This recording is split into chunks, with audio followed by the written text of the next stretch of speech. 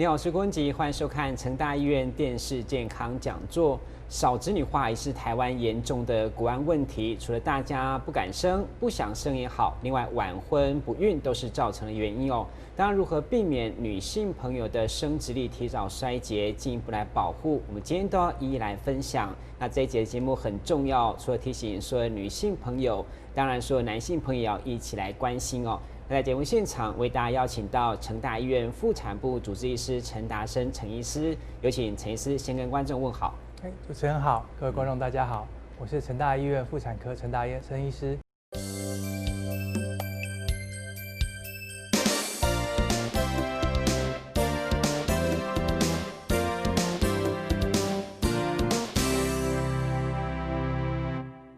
很高兴今天有机会来大家讲解这个女性生殖力衰退的问题。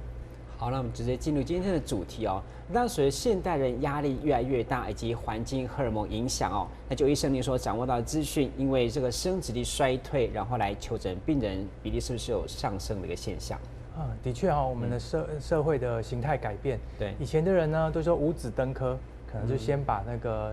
就是家庭先建立起来，生了小孩以后再来打拼事业。再来买房子、买车子，那现代人不太一样，要有经济基础以后才敢要生育。所以每次来我们门诊的时候，首先的主诉就是说，医生，我的门诊3个月没有来，或是我的月经就是常常不规则，甚至变成季经或者是半年经。那我是不是生殖能力衰竭了呢？我想要尝试怀孕，会不会遇到困难呢？所以那个所谓月经的不正常的部分，也可以跟大家解释说一下，为什么他特别觉得月经这个不正常就影响生殖力的衰竭？是，刚刚提到说，我们求诊当中，也许高达1/3的女性，她会抱怨说，我的月经最近不顺，不规则，就是那是不是出了什么问题？来求诊。当然，在医生的诊断当中，我们第一个要排除的是，其实不是你生殖力衰竭，而是恭喜你。你怀孕了对。但是如果不是怀孕的问题的话，我们常常看到说，有些女性她伴随着常见的多囊性卵巢，因为我们的饮食习惯的改变，那肥胖的比例也增加，多囊性卵巢困扰着很多的女性，让她的月经从原来的2个月、3个月，甚至到半年都不来。那随之肥胖、长痘痘这些毛病都会困扰着她。是，但有些女性她觉得说她已经生育有小孩，这个卵巢早衰是没有关系哦。不过医生就长远来看，提早这个更年期会引发了一些相关的危机哦，也提醒一下妇女朋友能够不要轻忽啊。是，因为现在科技的进步，有些人想说，那我虽然卵巢早衰，可是不是有试管婴儿吗？就算我以后想要生小孩，那是不是靠着试管婴儿？我虽然卵巢比较早衰竭，还是可以获得怀孕的成果。那第二个，有人想说，我这辈子就不打算要生小孩了。那卵巢早点衰竭，我少了一个月经的麻烦，挺开心的。但其实这不是如此。如果现在没有生育的打算，未来有生育的打算，那其实当你到了25岁、35岁，到了45岁的时候想要生育，其实是难如登天。因为你可能要花费很多的钱。人家本来做2次试管婴儿就可以成功，你可能要做5到10次。那先不用说其中所花费的金钱，你需要打很多的针，你需要耗费很多的时间。那在折磨之下，可能到最后还是不能获得怀孕的成果。所以生殖力的衰竭，即使有试管婴儿的帮忙，还是非常的辛苦。第二点呢，就算你没有生育的打算，那女性如果没有好好保护自己的生殖力，平均我们台湾的女性是50岁停经，但是如果你提早到了45岁，甚至43、42岁，看似没有什么影响，没有月经很好，但是你会衰老，你的皮肤开始变得比较皱，用了再多的保养品都没有使用，你的骨质会衰竭，暂时没有感觉，但是在过了20年，可能随便的一个滑倒、咳嗽，你的骨头就断掉了。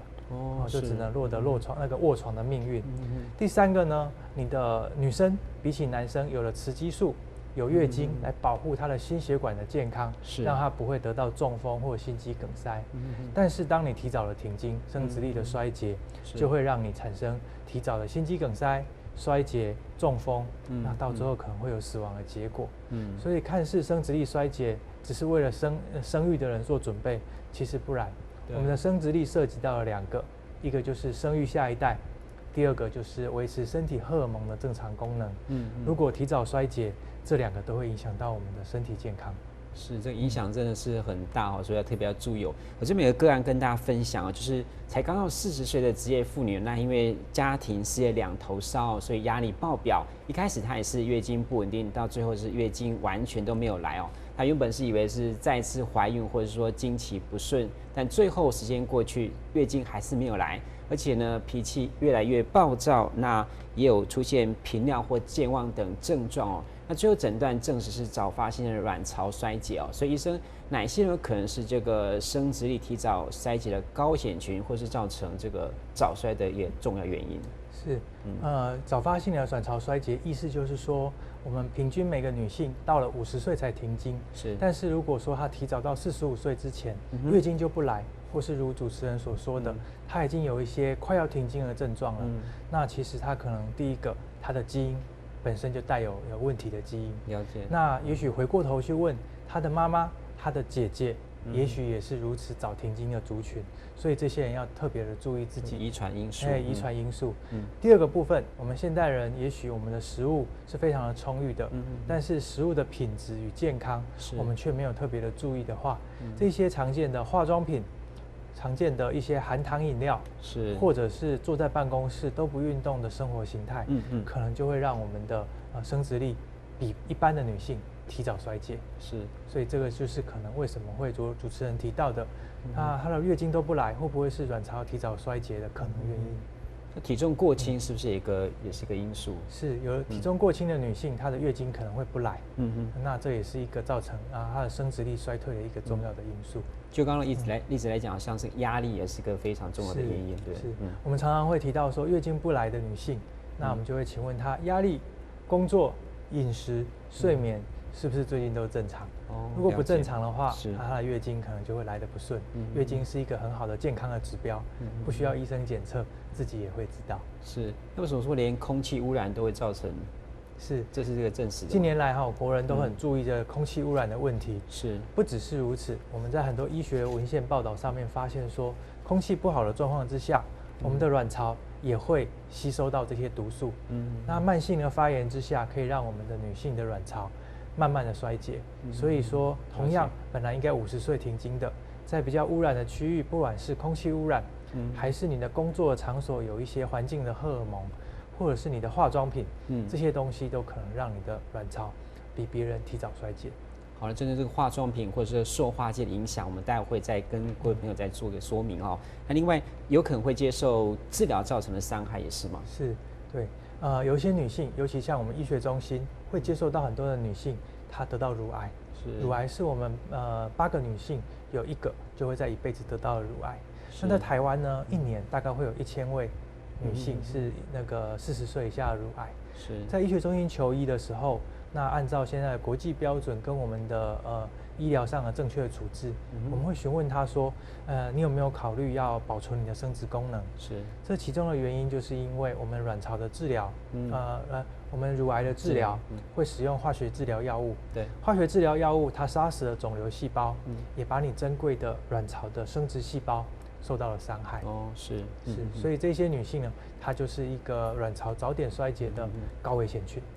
好，了解哦。那怎么样知道我们至于是不是有所谓生殖力衰竭问题？那相关的症状跟大家做一个说明。是，就如刚刚所一开始提问的，有很多女性会担心说，我的月经从1个月、2个月拉到3个月，这个症状的确有可能是生殖力衰竭的早期症状。是，那当然排除了其他疾病以后，就要特别注意是不是生殖力衰竭的状况。那还有一些症状，就是说，比如说你头发掉，或者是你觉得你的皮肤比较干，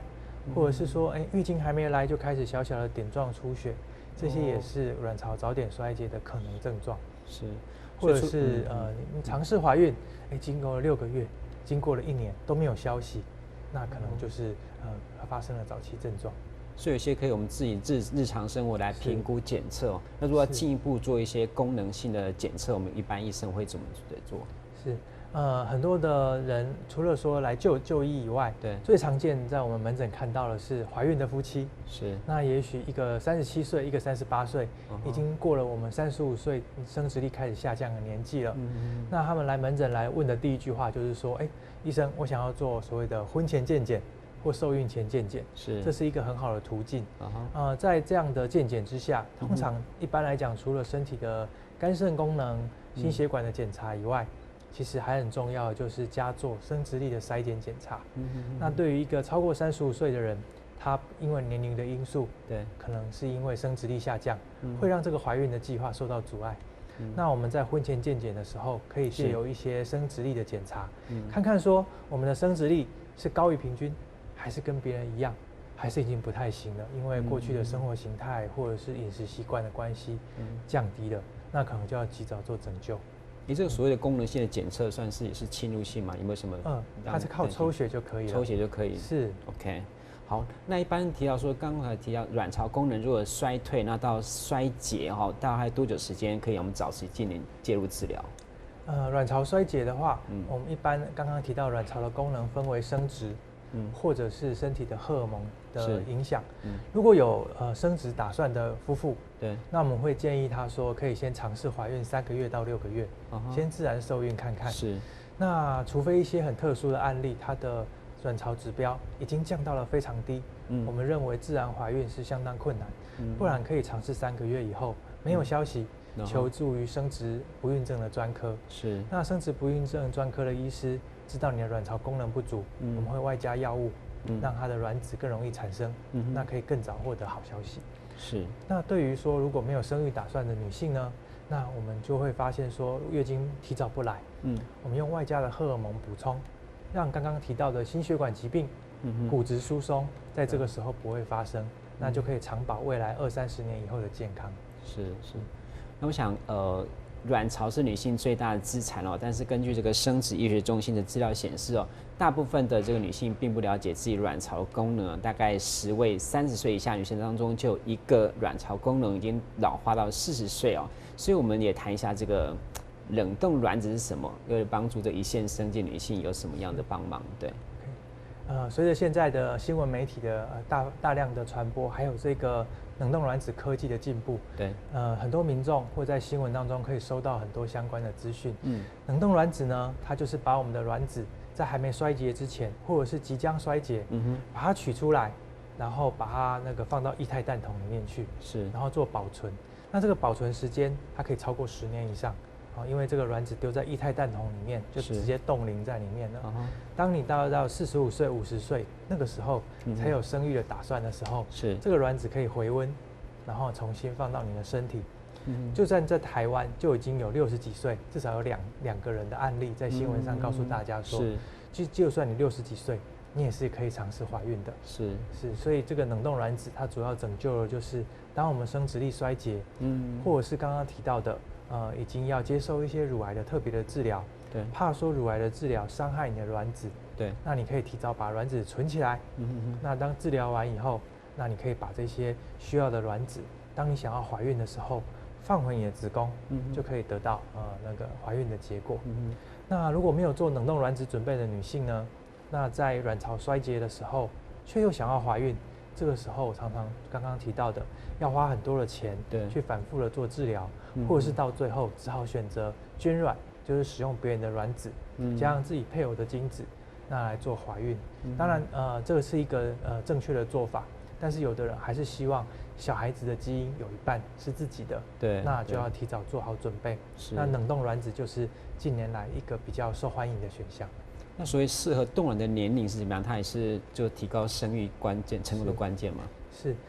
如果说你有刚刚提到的一些家族史，比如说40岁前就停经，对，或者是一些特殊的基因疾病已经被诊断的，或者是呢你年龄已经超过35岁了，或者是您在健检的过程当中发现，你的卵巢功能比一般人还要低，这些人都适合做我们所谓的冷冻卵子的治疗。那把卵子冻下来，就等于是银行里面多存了一笔钱，当你的卵巢真的衰竭的时候，你还可以拿出来用。不过是真的是口袋要够深而且一般像我们国内的这个法令好像也没很多限制，对这个冷冻卵子，或者是在取卵的时候也是很多限制的，是吗？取卵的限制现在因为科技进步，以往不敢大力推广，是因为我们冷冻卵子的成功率没那么高。但是在近5年到10年的进步上面，回温的卵子几乎跟冷冻的那一刻有90%以上的相同性。所以越来越多的女性，如果说遇到她事业要打拼，或者是学业还要再往上进步，那她可能就会考虑把她的卵子先冷冻起来。对，那比较极端的例子，就像在美国的 Facebook 或是 Apple， 他们的很多的女工程师，刚好是为公司效力的最好的时间，就30几岁，公司就赞助他们2万美金，每个人可以去冻卵。那就是成为当时大概是4年前一个很大的一个新闻。所以这是一个说，如果你无法兼顾你的生育的需求，但是又想要保存以后想要生孩子的可能性，那的确冷冻卵子已经变成是一个可以考量的事情了。那它的安全性来讲的话，除了要打催卵针，那后面会有一次需要全身麻醉，大概10到20分钟的手术把卵子取出来。那其他就没有特别的状况需要再处理了。所以一般都是找你们妇产科还是找生殖医学中心呢？是，大概要找专门的生殖医学中心，因为这一块政府其实是有去做监督品管，确保说你冻的卵子是存在一个安全的环境、有用的环境，不然过了10年想要回温卵子的时候，我发现我的卵子被人家弄坏了，这就不太好意思了。是 OK。好，那想任何疾病都一样呢，预防重于治疗哈。那我们在克服生殖力老化或者保护女性的生殖力，应该注意哪些饮食跟生活习惯？是一般来讲，刚刚讲我们刚刚提到了很多治疗方面的处理，但对一般女性来讲的时候，她生殖力还没告衰竭，或者是她年龄还年轻，但是她会来门诊问说，医生，我如何能够让我的生殖力不要像别人一样提早衰竭？其实现代人的生活形态，刚刚提到的，也许我们的办公室坐得很久，或者是在我们台南，我们的手摇杯饮料、含糖饮料，在台南不吃糖可能是罪恶，所以这些高糖的饮料，在我们一些研究的证实，可能会让我们的生殖力提早衰竭。那第二个呢，就是我们的生活形态，如果你只久坐办公室，这些的行为可能会让我们的卵巢的功能也会下降，所以我们鼓励运动。你有适当的运动，不仅对你的整体身心健康有帮忙，对我们的卵巢，对我们的试管婴儿的成功率也有很明显的上升。那第3个预防，其实是很多女性都会想要请问的。其实我们身体，我们的生活周遭有很多看不见的生殖力杀手。就比如说化妆品。那比如说防晒的用品，比如说我们的洗面乳、我们的沐浴乳，这些成分其实很多为了它的效果，它加进了很多可能对于我们的环境荷尔蒙，会对我们的生殖能力有杀害性的东西。那近几年，包括欧盟、包括美国，这一些环境荷尔蒙的研究陆续出炉，已经不是我们10年前认为这些安全的用品。每年或是每个月都有一些新的研究在推陈出新。那当然，对我们的女性同胞来讲，我们不可能去完全了解每一个产品的每一个安全性如何。那我们这边我可以介绍一些网站，那它可以很快速的查询你使用的产品它的风险是高还是低。那有这一些认证之后，我们可以用到比较安全的产品，那可以让我们的生殖力不至于在我们那个很年轻的时候就提早衰竭。也就是说，我们希望我们漂亮，但是也要让我们的生殖力不要受到伤害。所以呢，是去哪边找那些相关资料？我们国内有一些比较整合好的网站，像 cosDNA，它是中文的。那国外的网站还有一些英文的网站，也很适合我们去查询它的成分。那大家可以把它的自己的化妆品，把它那个查询看看。那另外一些来路不明、没有标示的化妆品，因为没有列入政府的查验的管制，那就非常不建议了。那还有一些食物，如果特别的香，或是有一些香水特别的香，经过加热或经过了时间久久不散的，其实也要很担心它是不是含有塑化剂、含有环境荷尔蒙，这些在无形之中会毒害女性的生殖能力，同时之间对于小孩的健康也会有很大的影响。对，就是天然的雄鹤哈。那当然，一般人会讲说要吃所谓地中海饮食，这部分有相关的建议吗？有，在我们不孕症受治疗的病患当中，那我们做了很多的药物治疗，做了很多的食物治疗。其实不可以偏废的，就是在他们的饮食与生活习惯。其中地中海饮食就是主持人提到的地中海饮食，就是我们在文献当中证实是有用的东西。所以虽然不用到吃斋念佛这么虔诚，但是地中海饮食确实是对我们的生殖能力很有帮忙。那如果适当的补充这个豆浆的部分，是不是有帮助？豆浆的部分的话，它是含有蛋白质，那这些东西也许是我们平常饮食当中是缺乏的，那如果说平常的食物三餐不正常，或者是饮食当中蔬菜、水果、蛋白质是缺乏的，那会建议说可以是这样的服用，会有帮忙。好，当然这个饮食跟生活习惯还有运动规律运动都非常重要哈。那如果想说，如果一旦这个就是高危险群的话，是不是都可以建议要进行筛检？如果是年轻的夫妇或是年轻的女性，其实按照发生率来讲的话，她的生殖力衰竭的机会不高。但是如果年过35岁，或者是更年轻的夫妻尝试怀孕都没有任何的消息，那就会建议你筛检。或者是呢，你的家族史刚刚提到的，妈妈或是姐姐提早的停经，那你恐怕也是其中基因的受害者。那提早的筛检。那给你一个机会说，就是生活习惯上保养你的生殖力，或者是更积极的人，他会去采取冻卵，那可以让你的卵子在还没有完全衰竭之前，可以做保存。那以后如果有生育的需求，就不用怕说到时候没有卵可以用。好，那我进一步提到就是使用这个避孕药会不会伤害生殖力？是。那常常坊间或者是我们在开立药物的时候，这是病人最常问我们的问题。那其实这是一个常常大家的错误的想象。比如说一个25岁的女性，她因为这个时候没有怀孕，没有生育的打算，所以她使用避孕药来避免自己那个不预期的怀孕。但当了35岁，她事业有成，